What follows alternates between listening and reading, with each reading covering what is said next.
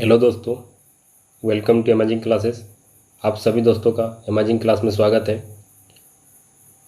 उम्मीद करता हूं कि आप सब खुश होंगे और अच्छे से तैयारी कर रहे होंगे। तो चलिए, आज मैं मैकेनिकल इंजीनियरिंग का सॉम का क्लास 4 लेके आया हूं। इसमें आज हम 61 से क्वेश्चन नंबर 80 तक डिस्कस करेंगे, जो सभी एग्ज़ाम के लिए बहुत ही इम्पोर्टेंट है, जिसमें मैकेनिकल इंजीनियरिंग के क्वेश्चन पूछे जाते हैं। जैसे एनएलसी हो गया, NLC, NCL, SSC, JE, Vizag steel, RCFL, UPPSC, AE, तो सभी एग्ज़ाम के लिए बहुत ही इम्पोर्टेंट है। तो चलिए वीडियो को स्टार्ट करते हैं। Click on image below to join us. अगर आप अभी तक टेलीग्राम चैनल से नहीं जुड़े हैं, टेलीग्राम ग्रुप से नहीं जुड़े हैं, तो लिंक पे क्लिक करके ज्वाइन हो सकते हैं। फेसबुक पेज से, इंस्टाग्राम से, यूट्यूब। अगर आप चैनल पे नए हैं तो चैनल को सब्सक्राइब करें, साथ ही बेल आइकन प्रेस कर दें ताकि आने वाले वीडियो का नोटिफिकेशन आप तक पहुँचे। मैं लिंक में इस क्लास का पीडीएफ डाल दूंगा, वहाँ से आप डायरेक्टली पीडीएफ को डाउनलोड कर सकते हैं। और डिस्क्रिप्शन बॉक्स में टेलीग्राम ग्रुप, चैनल और Facebook page, WhatsApp group, Instagram, सभी का लिंक डिस्क्रिप्शन बॉक्स में दिया, वहाँ से आप डायरेक्टली ज्वाइन हो सकते हैं। तो चलिए आज वीडियो को स्टार्ट करते हैं। Question number 1, if Poisson's ratio of material is 0.5 then the elastic modulus for the material is. तो इससे पहले मैं बताया था क्या, दो रिलेशन बताया था, E equal to 2G1 plus mu. तो निकालना क्या, इलास्टिक मॉडुलस। इलास्टिक मॉडुलस पर E निकालना है G के टर्म में, तो 2 हो गया, G को एच लिख दो, 1, म्यू का वैल्यू कितना दिया 0.5, ठीक है। तो यहाँ से कितना हो जाएगा 2G, यहाँ से 1.5, तो 1.5 इंटू 2 यानी कि 3G, E equal to 3G। मतलब क्या, इलास्टिक मॉडुलस फॉर मटेरियल क्या है, इलास्टिक मॉडुलस कितना है 3 टाइम्स है, यानी कि ऑप्शन ए आपका elastic modulus for the material is 3 times its share modulus, यानी कि ऑप्शन ए आपका करेक्ट हो जाएगा, ऑप्शन ए आपका राइट हो जाएगा। चलिए नेक्स्ट क्वेश्चन देखिए। Question number 2, the state of stress at point under plane stress condition is sigma XX, sigma YY और टॉ XY दिया हुआ है।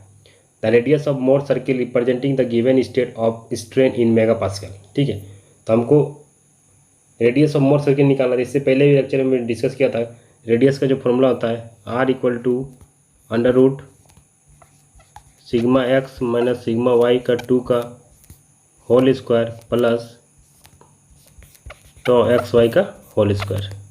तो यहाँ पर सिग्मा एक्स कितना है 60 माइनस 120 डिवाइडेड बाई 2 का whole square plus tau XY क्या 40 का स्क्वायर। तो यहाँ सॉल्व करेंगे तो क्या 60 बाई 2 यानी 30 का स्क्वायर यानी क्या 30 का स्क्वायर मतलब 900, इधर 40 का स्क्वायर मतलब 1600, तो 2500 हो गया। तो 2500 का रूट निकालेंगे तो कितना होगा 50, यानी कि 50 मेगा पास्कल आपका रेडियस ऑफ मोर सर्किल होगा, यानी कि ऑप्शन बी आपका राइट होगा।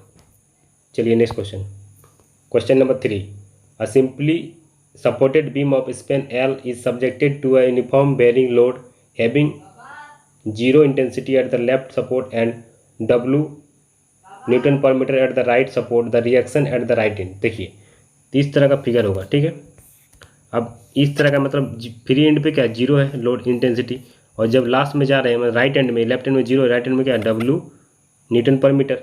तो इसका जो सेंटर ऑफ, देखिए इसका जो लोड लगेगा, तो लोड क्या होता है एरिया अंडर, यानी कि हाफ इंटू बेस इंटू यानी WL/2 लगेगा। तो कहाँ पर लगेगा, यहाँ से 2L/3 पे लगेगा, 2L/3 पे सेंटर ऑफ ग्रेविटी होता है इसका, तो 2L/3। तो ए पॉइंट ले लिए और ये बी पॉइंट ले लिए, तो यहाँ पर रिएक्शन एट बी हो जाएगा और यहाँ पर रिएक्शन एट ए हो जाएगा। तो मोमेंट अबाउट ए, तो ए के अबाउट मोमेंट लेंगे तो 0 हो जाएगा, तो मोमेंट अबाउट ए यानी 0 लेंगे, तो इस पॉइंट पे लेंगे तो क्या होगा, एक क्लॉकवाइज होगा।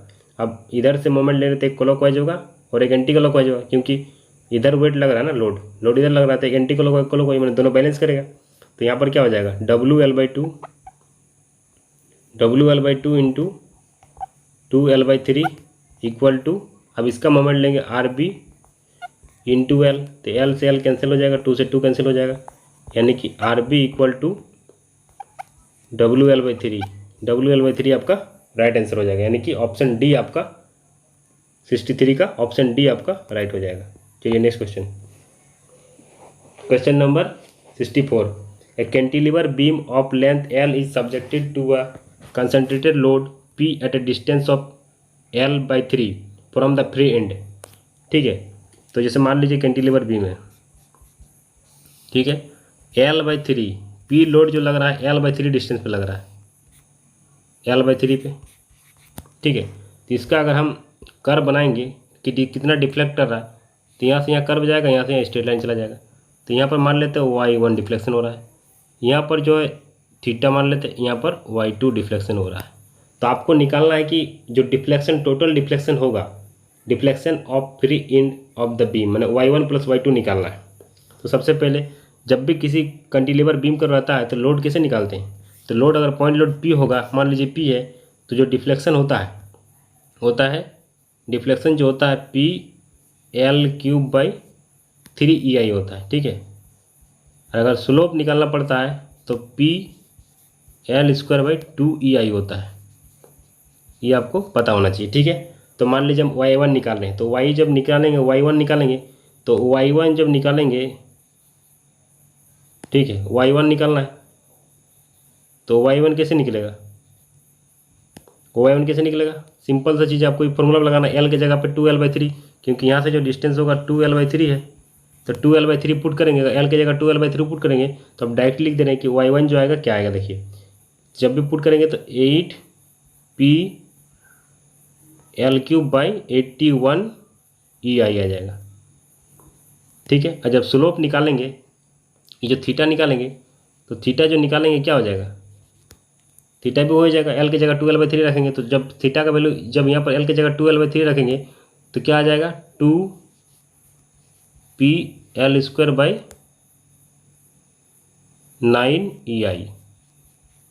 आप पहले पढ़े होंगे कि tan theta equal to slope होता है, यानी कि y/L/2, तो यहाँ से tan थीटा बहुत ही छोटा होता है, तो थीटा इक्वल टू y2/L/3, यहाँ से y2 निकल जाएगा, तो y2 क्या हुआ, थीटा इंटू L/2, यानी कि यहाँ से हम y2 निकाल सकते हैं। तो y2 कैसे हो जाएगा यहाँ से, तो y2 इसमें थीटा में अगर L/3 से मल्टीप्लाई कर देंगे तो मेरा y2 निकल जाएगा, यानी क्या हो जाएगा, 2P(L3/27 EI), इतना निकल गया 27। अभी दोनों को जोड़ देंगे, तो अगर y1 + y2 को जोड़ देंगे तो आपका आंसर हो जाएगा, तो ऑप्शन क्या हो जाएगा, इसको दोनों को जोड़ेंगे तो ऑप्शन सी आपका राइट हो जाएगा, तो ऑप्शन सी आपका राइट हो जाएगा। इसी तरह आपको सॉल्व करना है।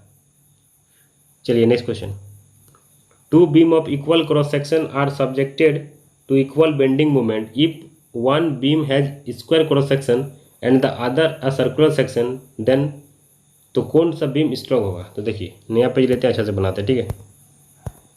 चलिए देखिए, अब मान लीजिए सर्कुलर सेक्शन है, तो सर्कुलर सेक्शन दोनों का एरिया सेम दिया हुआ है, तो a² और π/4d², यानी कि सर्कल का भी और एरिया का स्क्वायर कर देंगे, तो यहाँ से a निकल जाएगा, तो a क्या हो जाएगा, √π/4d हो जाएगा, ठीक है। अब आपको पता होना चाहिए कि जो बेंडिंग इक्वेशन होता है σ/i e/r और m/i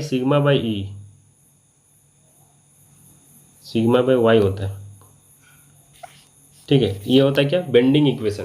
बेंडिंग इक्वेशन क्या होता है, m/i और e/r और σ/y। तो यहाँ से हम क्या निकाल सकते हैं, बेंडिंग स्ट्रेस निकाल सकते हैं। तो bending stress for circular section के लिए और bending stress for square section के लिए, तो बेंडिंग स्ट्रेस जब निकालेंगे, तो बेंडिंग स्ट्रेस जब मान लीजिए सर्कुलर का निकालना है, तो यहाँ से क्या होगा, m हो जाएगा और i क्या हो जाएगा, π/64d, π/64d4। तो यहाँ से आप डायरेक्टली लिख सकते हैं 32m/π/d3, क्योंकि d/2 हो जाएगा, y जो लेंगे d/2 लेंगे, तो यहाँ से आप सिग्मा निकाल सकते हैं।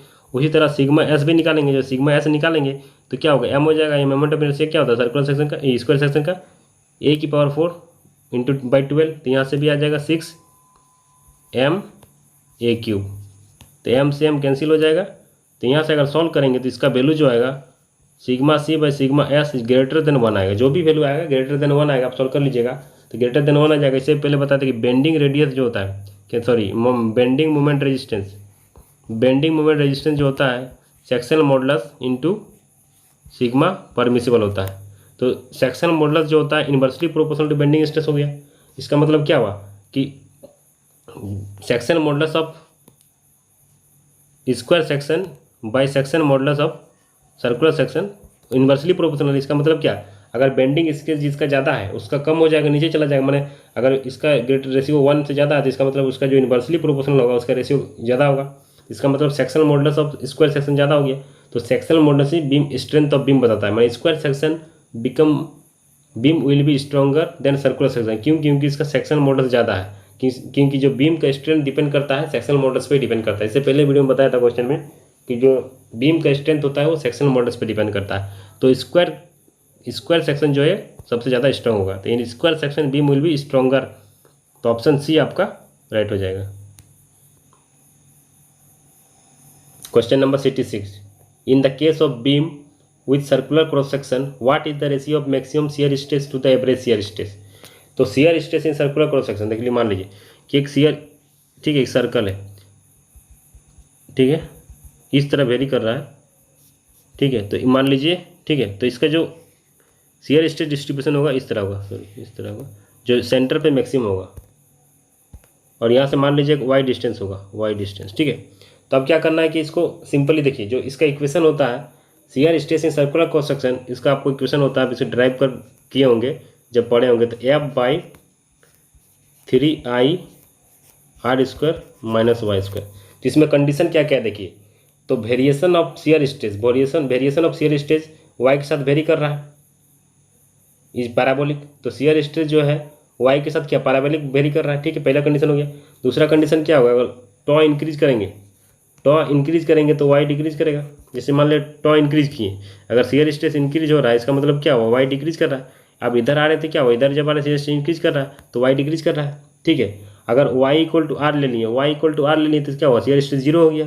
y इक्वल टू अगर r पुट कर देंगे तो शियर स्ट्रेस जीरो हो गया, और y equal to zero put कर देंगे, y इक्वल टू जीरो पर सेंटर पर आ जाएगा, तो y इक्वल टू जीरो पे टॉ मैक्स हो जाएगा, ठीक है। अब टॉ मैक्स निकालना है, टॉ मैक्स निकालना मतलब y जीरो करना होगा, तो f रखेंगे f/3 मोमेंट ऑफ इनर्शिया लिखेंगे तो क्या हो जाएगा, π/64 d⁴, और इधर से r को d/2 लिख सकते हैं, d/2 का स्क्वायर, क्योंकि y तो जीरो हो गया ना, शियर स्ट्रेस मैक्सिमम है, इसका मतलब क्या y जीरो होता है। तो यहाँ से आप सॉल्व करेंगे तो टॉ मैक्स इक्वल टू जो आएगा क्या आ जाएगा, 4/3 f/एरिया आ जाएगा। एरिया जो होगा क्या होगा, π/4 d² आएगा। तो यहाँ से आपका ई जो होगा क्या होगा, एवरेज के बराबर हो जाएगा। तो tau max equal to 4/3 tau average हो जाएगा, यानी कि tau max by tau average का जो रेशियो होगा 4:3। तो ऑप्शन डी आपका राइट हो जाएगा। चलिए next question, the diameter of solid shaft made of mild steel rotating at 250 RPM is 45 mm. The shaft is designed to transmit 50 kilowatt. What will be the factor of safety if the ultimate shear stress at yield is 427 Newton पर mm square. तो इसमें आपको निकालना क्या है, factor of safety निकालना है। तो इसके लिए क्या करेंगे, देखिए पावर दिया हुआ है तो आपको पता होगा कि ओमेगा इक्वल टू 2πn/60 होगा। तो पाई दिया हुआ है, पाई का वैल्यू तो आपको पता ही है, n 250 दिया हुआ है। तो यहाँ से आप ओमेगा फाइन कर सकते हैं। ओमेगा जब फाइन करेंगे तो 26.167 रेडियन पर सेकंड आएगा, ठीक है, रेडियन पर सेकंड आएगा।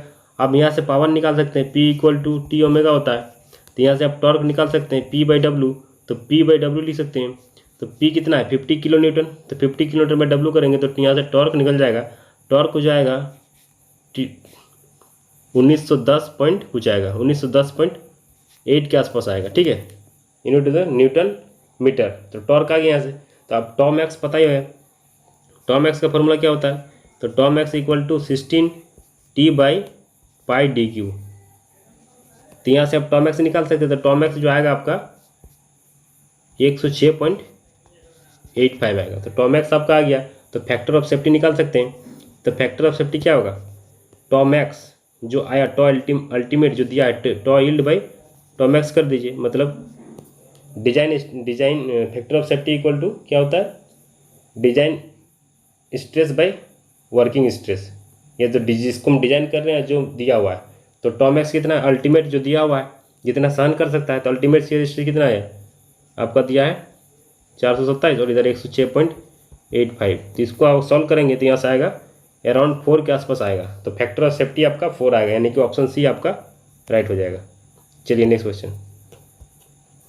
The end condition of column for which length of column is equal to the equivalent length are. तो देखिए इसमें क्या होता है कि जब बोथ एंड हिंज रहेगा तब दोनों हिंज रहेगा तो एल जो होगा एल इक्विवेलेंट एल के बराबर होगा। ठीक है, तो इससे ऑप्शन ए आपका राइट हो गया। तो सबको देख लेते हैं कि बोथ एंड फिक्स होगा, जब दोनों एंड फिक्स होगा तो एल इक्विवेलेंट जो होगा, दोनों एंड फिक्स होगा तो एल इक्विवेलेंट हो जाएगा L/2। ठीक है, one end fix and other free, one and fixed and other free होगा तो एल इक्विवेलेंट ट्वाइस हो जाएगा। जब फ्री रहेगा तो 2L हो जाएगा, और one and fixed and one hinge होगा तो L/2 हो जाएगा। इतना आपको याद रखना है। तो ऑप्शन ए आपका इसमें राइट हो जाएगा। चलिए next question. A specimen 150 mm² in cross section stretches by 0.05 mm over 50 mm gauge length under an axial load of 30 kN. What is the strain energy stored in the specimen? तो strain energy क्या होता है? Strain energy क्या होता है? Half P into del. तो axial load का deflection क्या होता है? इसे पढ़े थे कि एक्सियल लोड का जो डिफ्लेक्शन होता है PL/AE होता है। तो यहाँ से आपको क्या हो गया? स्ट्रेन एनर्जी जो हो जाएगा 1/2 P² L/AE। ठीक है, तो यहाँ से आप लोड कितना दिया है? लोड आपका दिया है 30 किलोमीटर। तो लोड यहाँ 30 किलोमीटर यानी क्या आ जाएगा? 40 का स्क्वायर इंटू लेंथ कितना दिया है? लेंथ कितना दिया है? लेंथ 50, गेज लेंथ लेना है 50। तो लेंथ कितना हो जाए? 50, यानी कि 50 इंटू 10⁻³ mm में, तो मीटर में कन्वर्ट कर लिए। एरिया क्या हो जाएगा? π/4d²। तो π/4 एरिया क्या है?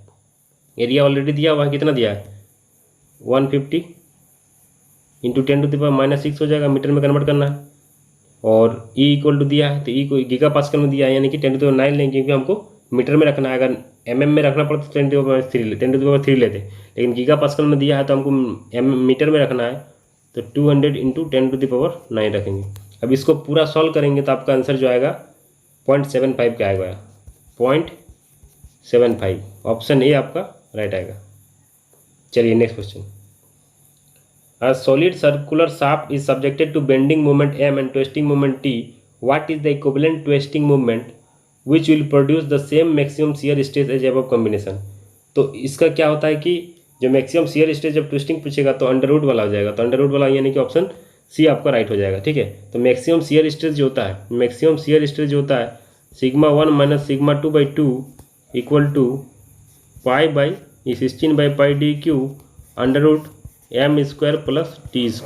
ठीक है, तो यहाँ से लिख सकते हैं 16/t equivalent πd³ equal to 16/πd³ under root m² + t²।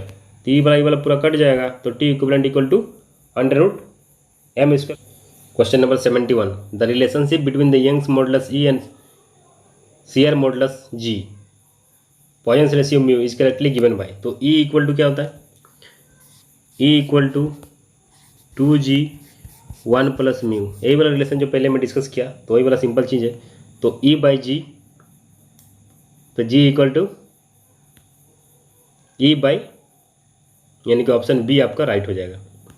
Option B आपका राइट हो जाएगा, क्योंकि इसको लिख सकते हैं E लिख दें इधर, और इधर से 2 1 + म्यू, और इधर से G, यानी कि ऑप्शन आपका बी राइट हो जाएगा। चलिए next question. The ratio of moment of inertia of circle और that of square having same area. अगर दोनों के एरिया सेम है, ठीक है, मोमेंट ऑफ इनर्शिया निकालना है, तो एरिया जब सेम है सर्कल का और स्क्वायर का, तो A² इधर से कर देंगे, π/4d² कर देंगे, तो यहाँ से A/d हो जाएगा। तो A/d क्या हो जाएगा? या तो d/a कुछ भी लिख दो। ठीक है, मान लेते हैं हम d/a लिख देते हैं, क्योंकि हमको किसका रेशियो पूछा है? सर्कल का एरिया। सर्कल का एरिया पूछा है, यानी कि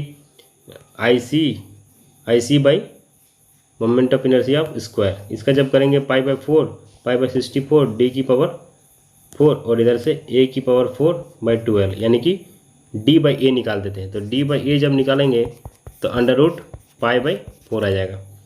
तो ठीक है, तो यहाँ से आप सॉल्व कर सकते हैं, π/64 और इधर से 12 ऊपर चला जाएगा, और d/a यानी कि इधर से 4/π इंटू 4/π, क्योंकि पावर 4 है और रूट में है तो एक बार लिखा जाएगा। ठीक है, इसको सॉल्व करेंगे, 1π से 1π कैंसिल, 4 से ख़त्म हो जाएगा, 4 का 4 24, 4 4 16, यानी कि 3, यानी कि 3/π आपका राइट आंसर हो जाएगा। ऑप्शन ए आपका राइट हो जाएगा, ऑप्शन ए राइट हो जाएगा।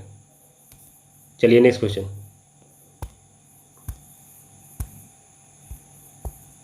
The variation of stress in a simple bending of beam is.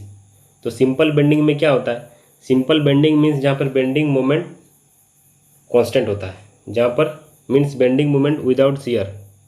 मतलब सिंपल बेंडिंग का मतलब ये होता है कि बेंडिंग मोमेंट विदाउट शियर, मतलब उसमें कोई शियर नहीं है। Bending moment is will be the constant. इसका मतलब क्या है? जहाँ पर bending moment, simple bending moment का बात है, इसका मतलब क्या? बेंडिंग मोमेंट कांस्टेंट है, वहाँ पर बेंडिंग मोमेंट कांस्टेंट है। बेंडिंग मोमेंट कांस्टेंट, इसका मतलब क्या? बेंडिंग मोमेंट विदाउट शियर, मैंने वहाँ पर कोई शियर नहीं है। ठीक है, मैंने बेंडिंग मोमेंट विदाउट शियर, मैंने शियर के बिना बेंडिंग मोमेंट हो रहा हुआ। ठीक है, और आपको पता हुआ इक्वेशन जो होता है bending equation, σ/i m/i σ/y और e/r, ये क्या होता है? बेंडिंग इक्वेशन होता है। ठीक है, तो सो variation of stress in simple bending of beam will be linear. क्यों? क्योंकि लीनियर किसे कर रहा है? क्योंकि यहाँ पर देखिए लीनियर कर रहा है, बेंडिंग मोमेंट शियर स्ट्रेस जो है किससे वेरी कर रहा है? तो यहाँ पर दिख रहा है sigma equal to directly proportional Y m/i। तो जो बेंडिंग स्ट्रेस है डिस्टेंस पे डिपेंड कर रहा है, मैंने लीनियरली वेरी कर रहा है, इसका मतलब ऑप्शन डी आपका राइट हो जाएगा, लीनियरली वेरी कर रहा है। ठीक है, चलिए next question. Principal plane is one which carries. तो प्रिंसिपल प्लेन क्या होता है? प्रिंसिपल प्लेन क्या है? Principal plane are those plane which है मैक्सिमम और मिनिमम नॉर्मल स्ट्रेस।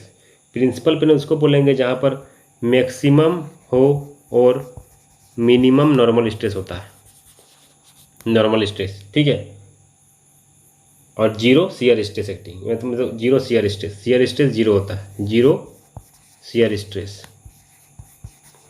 तो जो प्रिंसिपल प्लेन उसको बोलेंगे जहाँ पर principal plane are those plane which have maximum और minimum normal stress and zero shear stress. ठीक है, तो उसी को बोलेंगे, इसका मतलब कोई शियर स्ट्रेस नहीं होता, यानी कि ऑप्शन ए आपका राइट आंसर हो जाएगा। चलिए next question. A metal piece subjected to internal pressure of 20 kgf per centimeter square if the permissible tensile stress in the metal is 200 kgf per centimeter square and the diameter of the pipe is 5 centimeter, what is the thickness of the metal pipe।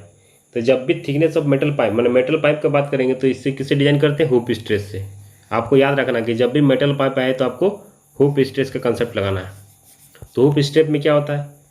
PD/2T होता है, is less than equal to sigma permissible. तो यहाँ से sigma permissible कितना दिया? P कितना है? 200, ये 20 है। डी कितना दिया? डायमीटर कितना दिया? 5, सबको सेंटीमीटर में लेना। 2 इंटू थिकनेस इक्वल टू कितना दिया? 200 सिग्मा परमिसिबल। यहाँ से कट कर देंगे तो 10 बचेगा, यानी कि 5 से 10, यानी थिकनेस जो होगा आपका 4, सॉरी, तो 200 में कितना 10 हो गया 2, यानी कि टी इक्वल टू तो 4 आना चाहिए। अच्छा, T equal to sorry 1 minute, देखिए अब 20 हो गया, 5 हो गया, इसको कट करेंगे तो कितना होगा? 1 0 बचा 10, यानी कि 2 हो जाएगा, तो टी इक्वल टू हो जाएगा 4। तो यहाँ से टी इक्वल टू तो 4 आ रहा है।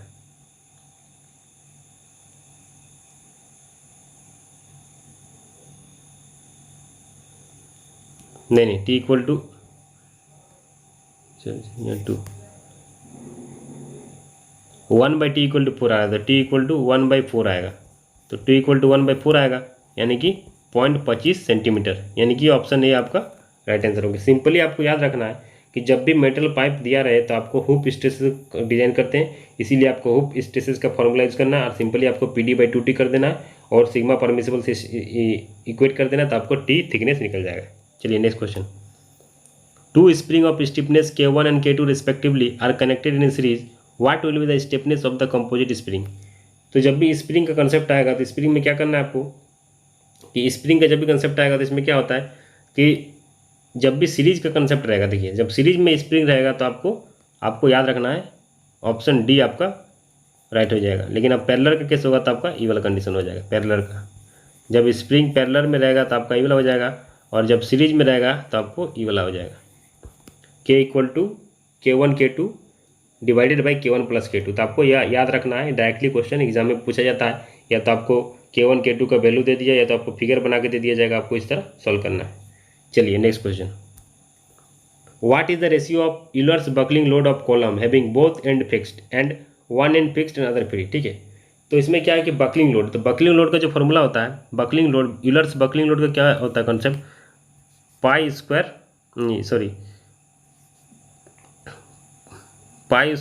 ई आई बाई एल स्क्वायर का आपका लोड होता है बकलिंग लोड। ठीक है, तो बकलिंग लोड क्या होता है, pi square E I by L square. तो केस 1 लेते हैं, तो केस 1 में क्या, बोथ एंड फिक्स, जब बोथ एंड फिक्स रहेगा तो L equal to L by two होता है। तो एल बाई टू यहाँ पुट करेंगे तो क्या हो जाएगा, जो लोड आएगा 1 का केस में वो एल बाई टू यानी कि 4 चला जाएगा, यानी कि 4 pi square E I by L square. ठीक है, दूसरा कंसेप्ट में क्या है, one end fix in other free. जब one end fix other free होगा तो एल इक्विवेलेंट क्या हो जाएगा, 2L के बराबर हो जाएगा। एल इक्विवेलेंट क्या हो जाएगा, 2L हो जाएगा, और इसमें क्या होता है एल बाई टू होता है। जब बोथ एंड फिक्स रहेगा तो एल बाई टू यूज करेंगे, तो एल बाई टू पुट करेंगे तो आपका बकलिंग लोड का फॉर्मूला आ जाएगा। अब इसमें एल इक्विवेलेंट 2L पुट करेंगे तो बकलिंग लोड का जो केस 2 में है वो पाई square E I by 4L square. ठीक है, अब क्या करना है, दोनों का रेशियो निकालना है, तो P1/2 करना है, तो दोनों का रेशियो करेंगे, तो इसको रेशियो करेंगे तो पूरा तो कट जाएगा ये वाला टर्म, खाली कोफिशिएंट 1/4 बचेगा, यानी कि 4 ऊपर था पहले से, 4 नीचे वाला ऊपर चला जाएगा, यानी कि 16:1 आपका राइट आंसर हो जाएगा। ऑप्शन बी आपका राइट हो जाएगा। स्टेट इज डिफाइंड है, स्टेट क्या होता है, तो आपको सिंपली याद रखना है, स्टेट क्या होता है, a member of structure which carries A compressive load, यानी कि कंप्रेसिव लोड ही कैरी करता है, तो ऑप्शन बी आपका राइट हो जाएगा। तो beam is supported 1 more than 2 support is cold, तो एक से ज़्यादा सपोर्ट करेगा तो उसको बोलते हैं कंटिन्यूस बीम। ऑप्शन बी आपका राइट हो जाएगा। चलिए next question, question number 80, which of the following condition is true for the shaft connected in series. जब भी शाफ्ट अगर सीरीज में कनेक्ट रहेगा तो थीटा इक्वल टू θ1 प्लस θ2 होता है, और टॉर्क दोनों में सेम हो जाता है जब शाफ्ट सीरीज में रहेगा, लेकिन पैरेलल में रहेगा तो जस्ट उसका उल्टा हो जाएगा।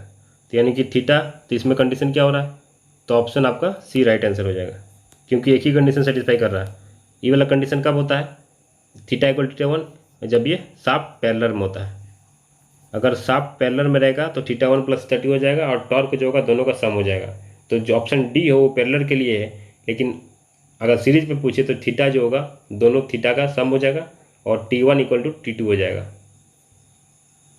तो चलिए 80 क्वेश्चन तक मैं डिस्कस कर चुका हूँ, और एक लेक्चर लाऊंगा जो 81 से 100 तक डिस्कस करेंगे, और सॉम का लेक्चर पूरा कंप्लीट हो जाएगा। उसके बाद थर्मोडायनेमिक्स या FM लेके आऊँगा, और आप वीडियो को शेयर करें, अच्छा लग रहा है तो, और अच्छा से देखें, कंसेप्ट को सीखें।